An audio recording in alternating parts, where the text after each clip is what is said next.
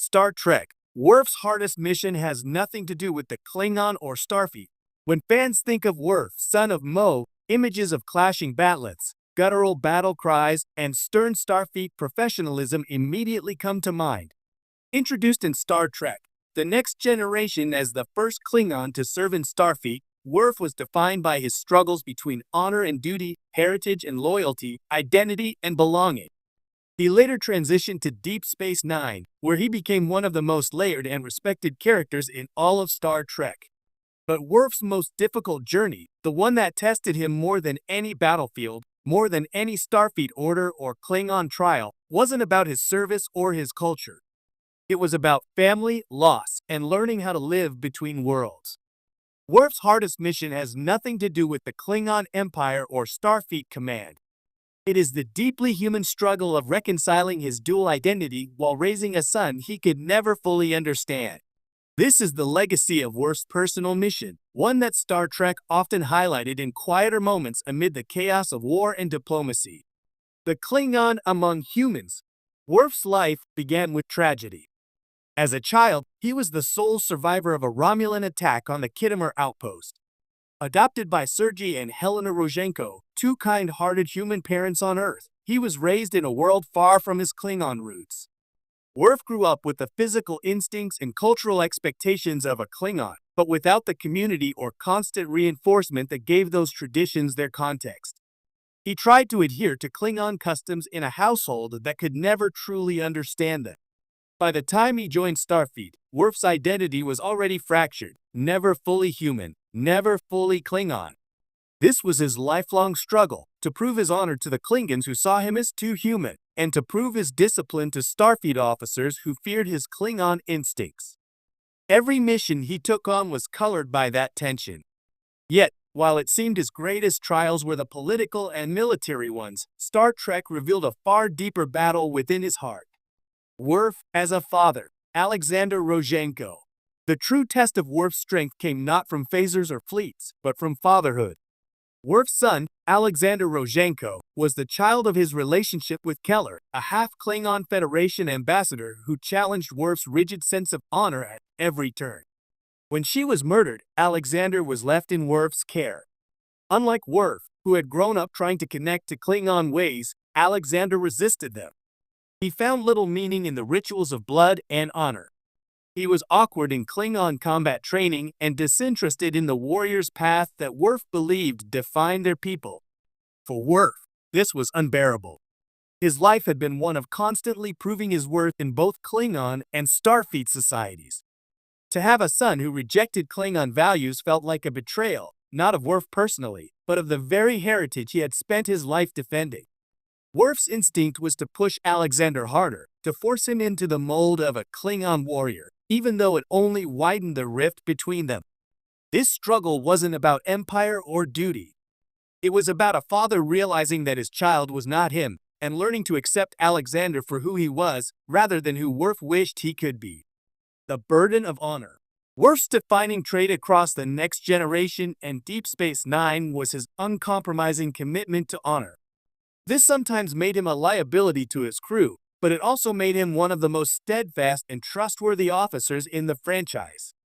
Yet, when it came to Alexander, that same sense of honor became a burden. Worf wanted his son to live by Klingon values, even if those values made Alexander unhappy. Worf believed that anything less would mean Alexander was weak or worse, dishonorable. This wasn't just cultural pride. For Worf, honor was survival. His entire life had been a battle to be seen as legitimate by his people, despite his upbringing among humans. He projected that pressure onto Alexander, unable at first to see that the boy had no interest in fighting that same battle.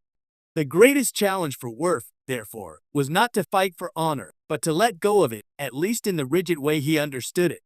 His hardest mission was realizing that true strength wasn't in forcing tradition, but in allowing his son to chart his own path. Worf's evolution through family. Across Star Trek, The Next Generation and Deep Space Nine, Worf's journey with Alexander revealed his slow, often painful growth as a character. On the Enterprise D, Worf struggled with balancing his duty as a father with his service as a Starfleet officer. He even considered sending Alexander away to live with his human grandparents, believing the boy would have a better life without him. This decision reflected not cowardice, but Worf's fear that he wasn't capable of giving Alexander the childhood he needed. On Deep Space Nine, Worf's relationship with Alexander matured. Though still strained, Worf began to understand that Alexander's disinterest in combat and ceremony didn't make him dishonorable.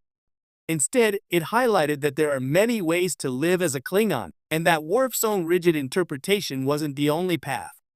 Later appearances in Star Trek Deep Space Nine, Alexander eventually joined the Klingon Defense Force, though not in the way Worf had once imagined.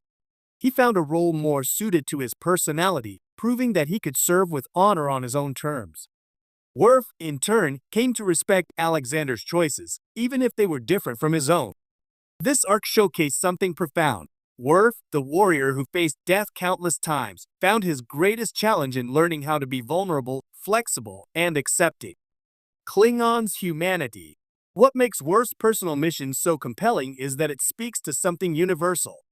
The struggle between tradition and individuality, parent and child, legacy and freedom, these are not just Klingon or Starfleet dilemmas. They are deeply human ones. Worf's life often looked like a series of epic political sagas, clashes with the Klingon High Council, battles against the Dominion, skirmishes with the Romulans. But none of those stories captured his heart as deeply as the quiet scenes where he tried, and often failed, to connect with Alexander. Those moments revealed Worf's humanity. Beneath the armor of honor and the discipline of Starfleet, he was a man who loved his son and wanted to do right by him, even if he didn't always know how. In that sense, Worf's hardest mission wasn't about glory or survival. It was about learning to love without condition, a challenge far greater than any he faced with a disruptor in hand. Why this matters in Star Trek's legacy. Star Trek has always been about more than space battles and exploration. At its core, it is about what it means to be human, even when the characters aren't human at all. Worf's story embodies that theme perfectly.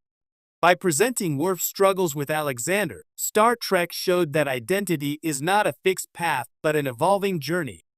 It also highlighted that cultural heritage, while important, should never overshadow individuality and personal happiness.